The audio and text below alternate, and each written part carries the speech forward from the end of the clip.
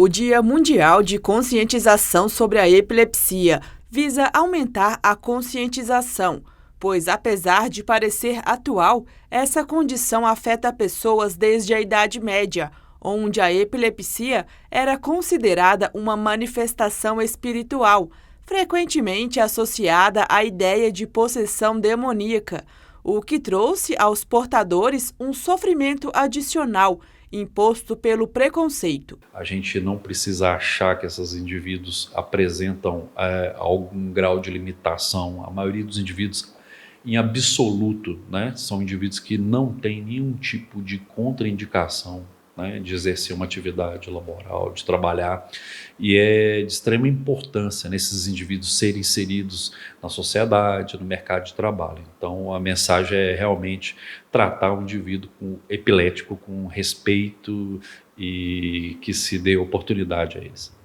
A epilepsia afeta milhares de pessoas no mundo, mas ainda é cercada de estigmas e desinformação. No Dia Mundial da Conscientização sobre a Epilepsia, vamos romper o silêncio e falar sobre essa condição que afeta não somente os pacientes, mas também familiares e comunidades. É hora de esclarecer as dúvidas e impor mais respeito e igualdade a pessoas que sofrem com a epilepsia. Você tem pacientes, por exemplo, que são epiléticos, que apresentam às vezes uma, duas crises no decorrer de suas vidas. E você tem pacientes epiléticos, por exemplo, que têm 10, 20 crises, né, por exemplo, em um dia. Né? Então as epilepsias, né, essas doenças caracterizadas por anormalidades cerebrais, elas precisam ser classificadas. Calcula-se que a cada 100 pessoas, uma tem a doença que afetou até grandes figuras ilustres da história, como o pintor holandês Van Gogh e um dos maiores escritores da história brasileira, Machado de Assis. Cada um com um grau diferente da doença e com tratamentos especificados. O tratamento ele é baseado, né, no tipo de crise que a pessoa apresenta. Então, você tem pessoas, por exemplo, que têm crises parciais, como eu exemplifiquei, por exemplo, crises que a pessoa tem alterações visuais, ou alterações auditivas, ou alterações de sensibilidade. Né? Essas pessoas, por exemplo, elas não perdem a consciência, né? Elas têm como protocolo determinados tipos de medicamento.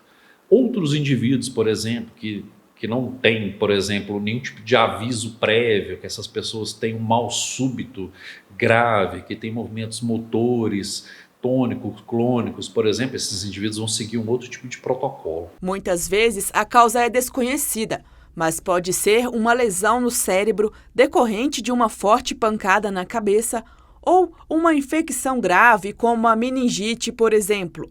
Em outros casos, a origem pode ter relação com a má formação congênita do cérebro. Para familiares e amigos de pessoas que convivem com essa condição, a atenção deve ser redobrada para saber como proceder ao presenciar uma crise. O principal é não perder a calma. Então, se você presenciar uma crise convulsiva, né, na maioria das vezes, você vai pegar essa pessoa, se você estiver sozinho, você vai deitá-la e você vai, inicialmente, elevar o mento, né, elevar o queixo e rotacionar, né, lateralizar, né, a cabeça da pessoa para que a pessoa não vomite e aspire, né, aquele conteúdo. Ou então, por exemplo, às vezes você tem uma salivação excessiva e essa pessoa aspire aquela salivação excessiva.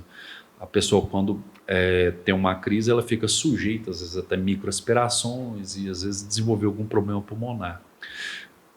Nunca, jamais, né, administre nada, né, pela boca dessa pessoa. Né? Então, a pessoa está tendo uma crise convulsiva, você não vai dar água, você não vai colocar nenhum medicamento na boca dessa pessoa, você vai proporcionar, às vezes, uma obstrução de via aérea, às vezes, uma microaspiração. Você deve colocá-la num local seco, arejado. Você pode, por exemplo, desabotoar, né, por exemplo, o colarinho, os punhos, né?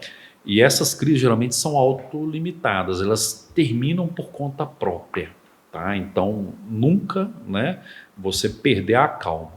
Estima-se que 50 milhões de pessoas tenham epilepsia no mundo todo.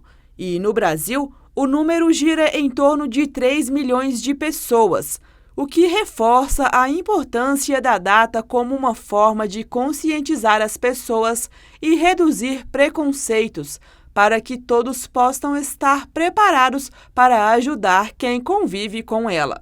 Que possa, né, respeitar e acolher, né, o indivíduo que tem a epilepsia e que possa, sobretudo, oportunizá-lo, né, acesso à escola, ao trabalho, ao lazer, entender que essas pessoas são pessoas normais como qualquer uma de nós.